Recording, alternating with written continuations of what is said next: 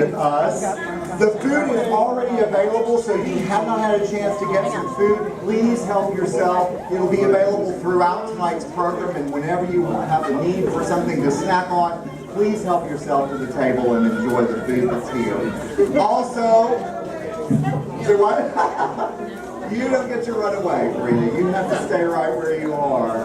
I got it running. Is it going? Yeah. But I would be remiss if I did not point out that there was a bejeweled treasure chest out in the lobby. That's where you can put gifts and donations. Oh, it's been moved. Now it's up here in front. That's where you can put gifts.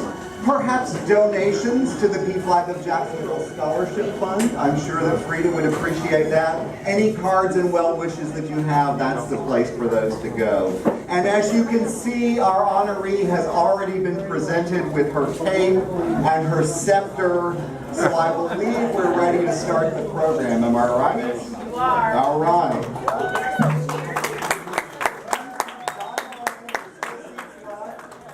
Don't be shy. Crowd her in the back as well.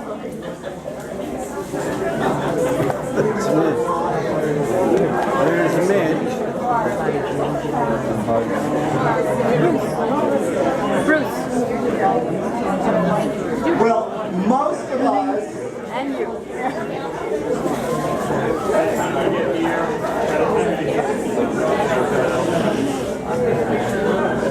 Most of us are aware of what Frieda has accomplished. Okay, wait. Deanna's telling you no, not yet.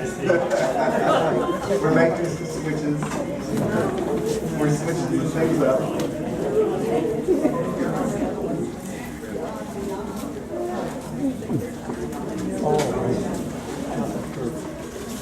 So, are we on now?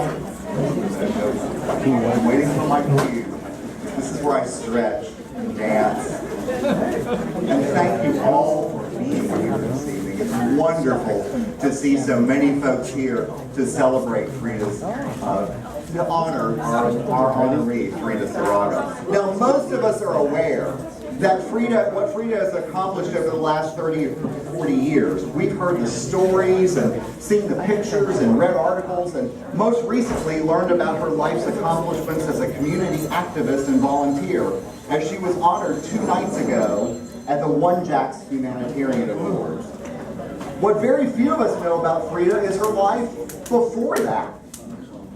So we decided to take a peek at the earlier years. Yes, Frieda, we've been secretly rummaging through your life and your stuff. But don't worry, everything was returned to its proper place. Now, on May 2nd, 1933, in Gary, Indiana, Max and Rose Hochman welcomed their first child, a daughter they named Frieda.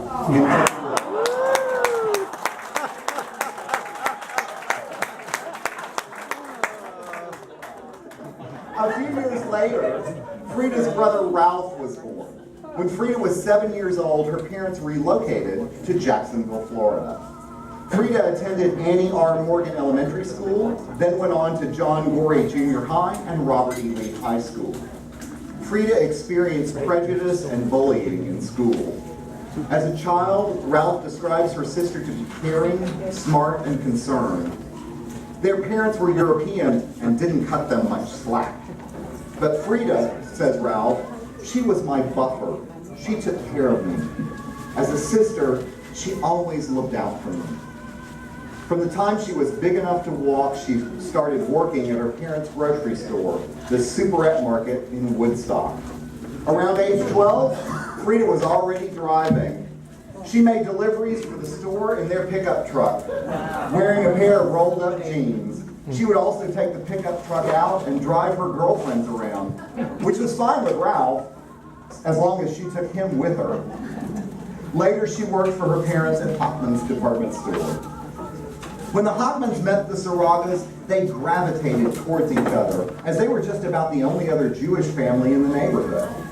Both families thought their children should meet each other, specifically Frieda and Leonard. In the summer of 1948, their parents arranged for Frieda and Leonard to meet at the home of Leonard's parents. It was love at first sight. Leonard's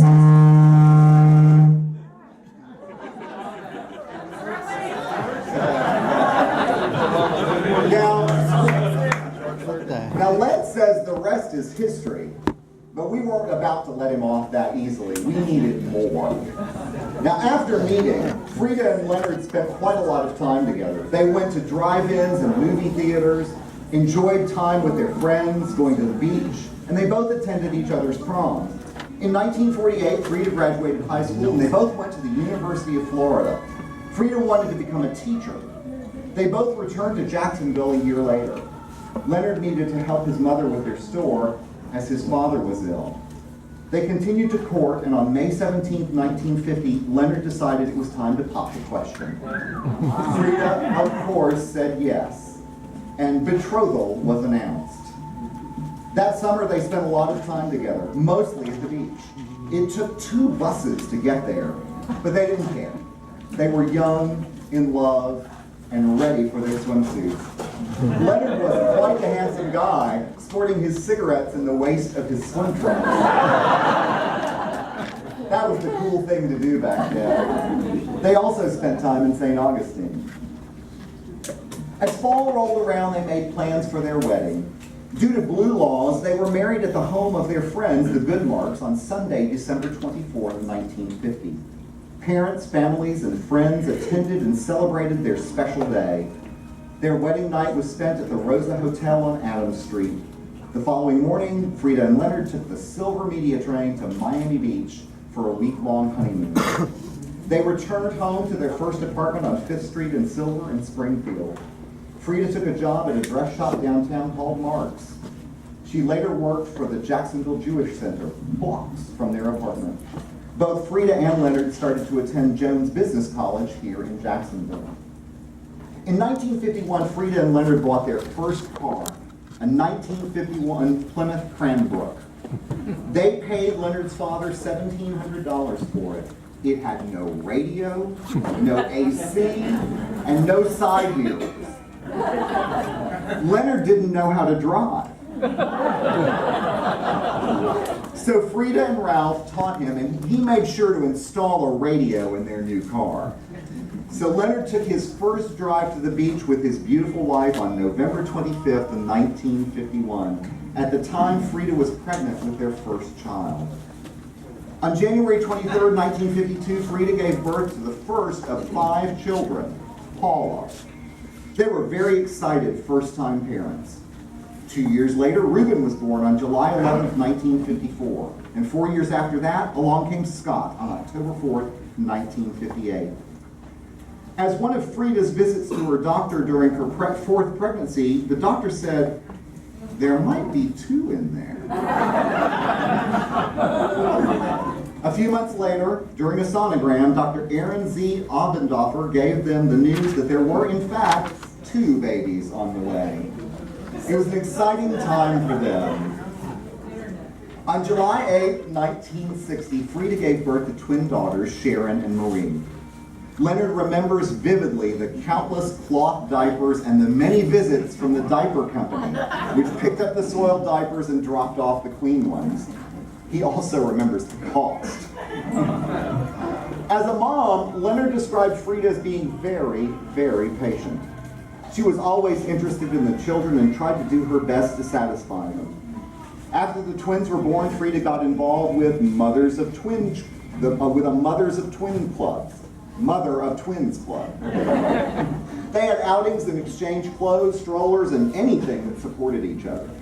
Frieda and Leonard took the kids on many family trips, visiting Baltimore, New York City, Washington, D.C., just to name a few. And during the 60s, Frieda and Leonard opened a clothing store called Saraga's. Frieda played the dual role of mother and storekeeper for 29 years.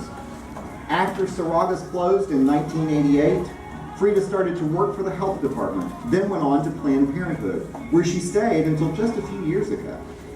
In 1989, Frieda started volunteering at the old Main Street Clinic doing HIV testing and counseling, where she was honored in 1991 with a Volunteer of the Year award. Frieda started co-facilitating Positive Attitudes along with Julie Higginson in 1991, and has served as a co-facilitator of a support group at Jasmine, also called Positive Attitudes. She has also served as a health educator for the Jasmine Youth. And in 1992, Frieda and Leonard started the Jacksonville chapter of Parents, Families, and Friends of Lesbians and Gays, PFLAG. She served on the board of Braids for more than 10 years and is one of the founding board members of Jasmine. She has taught HIV prevention and reproductive health in the Duval County schools and in county correctional department facilities. And 2 nights ago, Frieda was honored with a One Jacks Humanitarian Award for her work as community.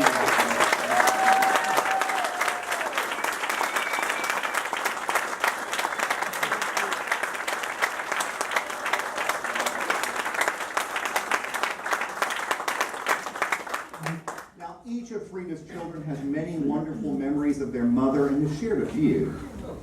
Though Paula was too scared to do it, her fondest memory of Frieda was the joy and excitement on her mother's face after Frieda took a glider ride one year when she visited Paula in Idaho.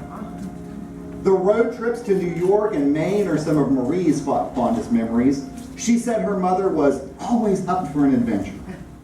I am so proud of her for completing the 6-day course where she reinvented her life at the young age of 55. I love her spirit to live life to the fullest and not miss out on anything. Reuben remembers when he took his mother out in the ocean on his catamaran sailboat. They both panicked because they couldn't get back to the shore. But clearly, eventually, they made it. Sharon recalls how her mother lights up at the PFLAG scholarship dinners when she hugs all of the recipients as they receive their scholarship. Scott remembers the result of a conversation he had with his mom in 1989. He had mentioned to her about getting involved in the community here in Jacksonville. And that December, he moved to Canada. And upon his return the following May, Frieda was up and running. He was shocked at what had occurred in such a short amount of time. The rest of the story, as every LGBT person in Jacksonville knows, is historically magical. I never imagined in my wildest dreams that my mom would do and become what she is today. I gratefully share Frieda with everyone as I sit back and smile in my pride of what she has created in her life and the lives of so many others. Now, today, Frieda spends every Saturday and Sunday in jail doing HIV testing and counseling. When she's not facilitating positive attitudes, attending board meetings, riding in convertibles at pride parades, tabling events, attending numerous socials, teaching us about safe sex, fighting for equality, attending community events, spending time with her family and friends, guest speaking, counseling, mothering, and loving everyone in this community. When she's not busy doing all of those things, Frieda can be found on Facebook. Yeah. Responding to everyone's posts at 2 o'clock in the morning. Sometimes 5 o'clock in the morning. As we round out this presentation with a small peek into the life of a remarkable woman who has had a profound effect on countless lives with her love, care, and compassion for her family, friends, and each person in the LGBT and HIV/AIDS community. We would like to wish you, Frieda, the happiest of birthdays. Now, we hope that you took special note that at no point during this presentation have we mentioned your age. Nor will we.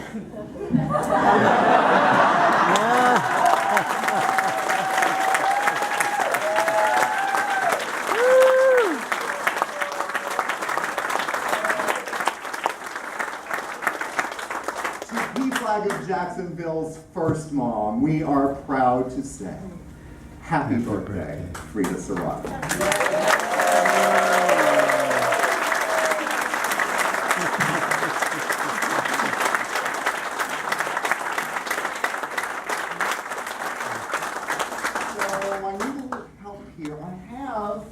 Several people have contributed letters that Lucky Hancock so kindly put into books for us. These are for you to enjoy at your leisure. Now, there were a couple of people who said that they would read their letters now, and I'm looking around the room, and it looks like Carrie is here. Carrie, would you read yours? Will you be able to find it? I have it. Just Oh, good, good, good. Would you please welcome Carrie Kidder?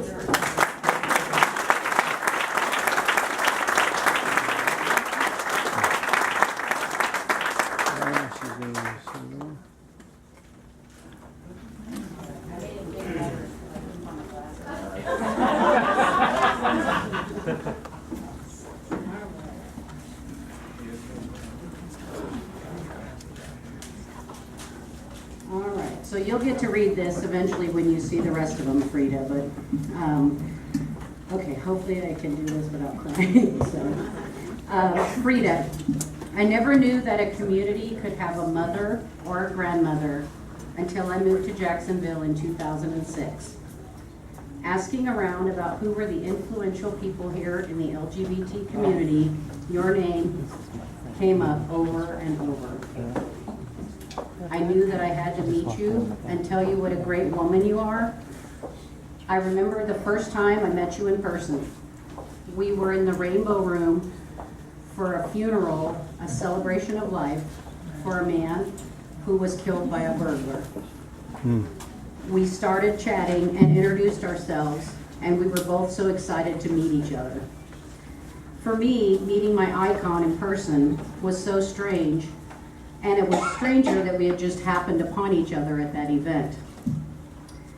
For you, I remember you saying something along the lines of, you had heard I was starting to do great things in the LGBT community. At that point, all I had done was help to get River City Pride rejuvenated and acted as a liaison between so much hostility between everyone at those meetings. The community was so divided and so against each other, and I wanted to change that.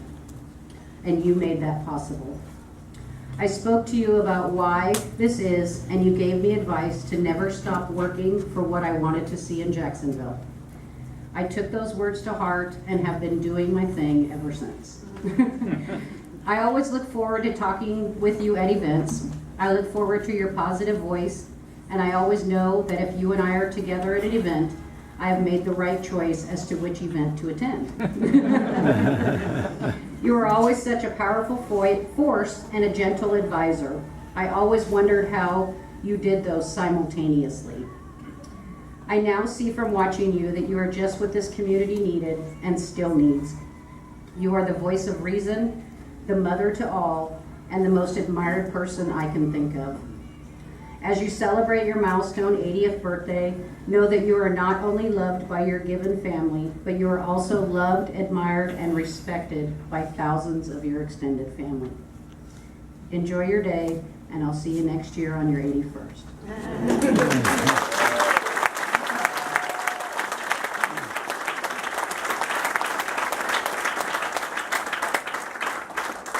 There are dozens of letters in the book, but we're going to read two more. The next letter is from Ann Goldbauer. Please welcome Ann.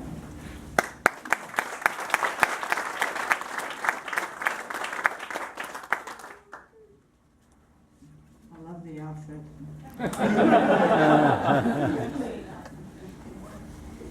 All right, so I did not know I would be doing this until very recently, so I wrote it from this perspective.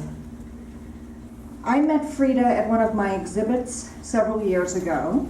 She came to the exhibit to represent positive attitudes and PFLAG. My first impression of Frieda was that she was authentic, an impression which mattered to me at the time without my realizing it or its significance until much later. I was working on a project that later became a part of a series cataloged and codified under humanity. We needed to give everyone a face, a voice, and a place. This exhibit would consist of faces and factual data for educational purposes. Participants who wanted to remain faceless and who did not want to be identified nor identitied were protected so that they could be a part of this project without being linked to HIV or AIDS or coming out. On the evening of the photo shoot, those of us on the team could not help but notice the closeness between the members in this group, and I know some of you are here tonight, and I come across you all the time, and I'll always remember that because of you, Frieda. And I just lost my place.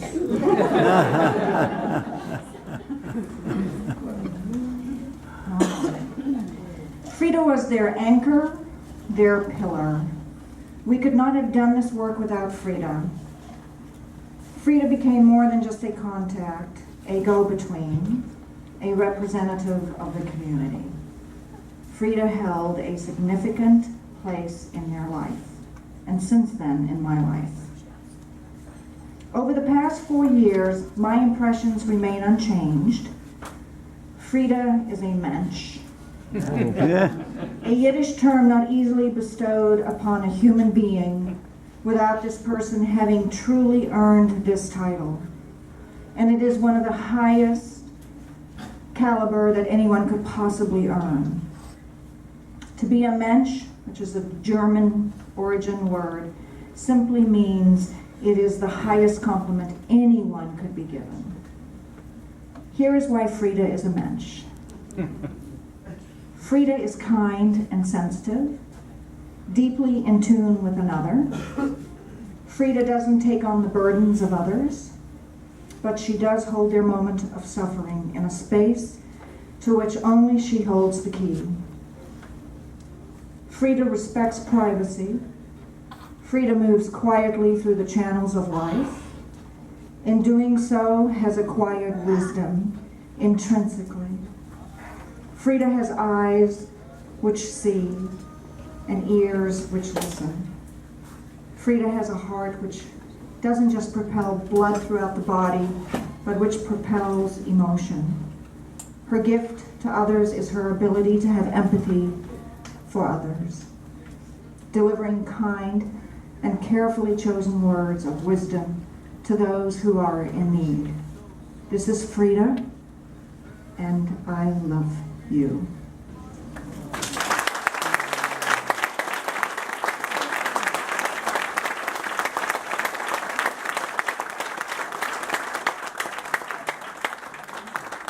Okay, just one more. Please welcome Reverend Harvey Carr.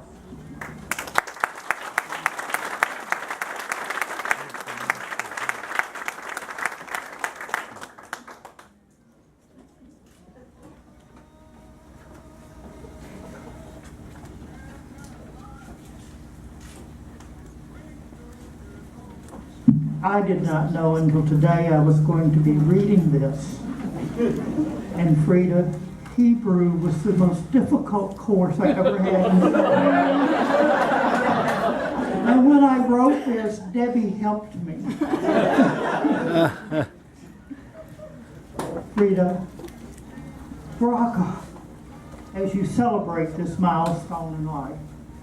The Psalm of Moses, Psalm 90:10 proclaims, the length of our days is 70 years or 80 if you have the strength. You are indeed a picture of the strength found in performing the good deeds of life with the love of your Creator in all that you do. You have become a surrogate mother, confidant, advisor, encourager, mentor, a living example to so many within our city. You have indeed become the true Ima when people have become confused and discouraged, often providing admonition without condemnation of judgment. Your selfless and loving spirit has benefited hundreds of people, young and we older ones alike. We feel honored to have been chosen to work with you in so many of your endeavors. As you continue your years of serving humanity, Yivershesh Hashim, Habe Ahava.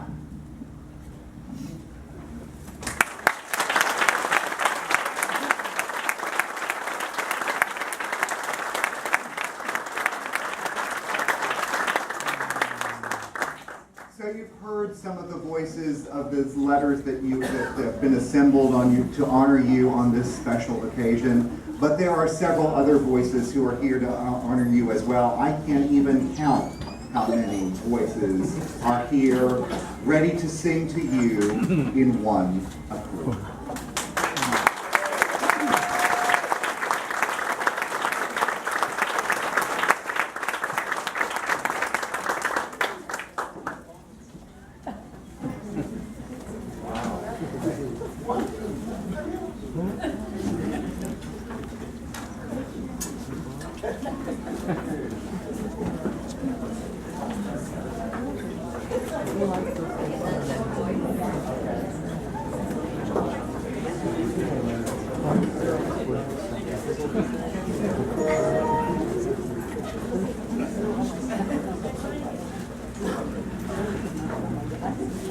Frieda, my first words are for you, you better not take that tiara off and lay it down anywhere.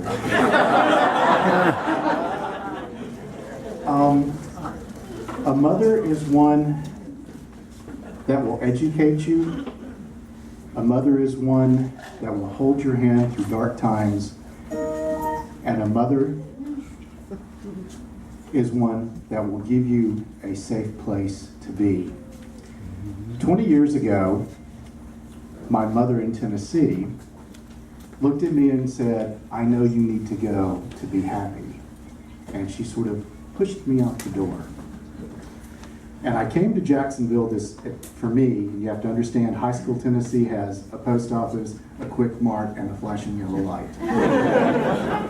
I came to Jacksonville and thought, I'm in a huge metropolis here. And within 6 weeks of me being here, we started a group called the Jacksonville J Chorus. The first performance we ever did was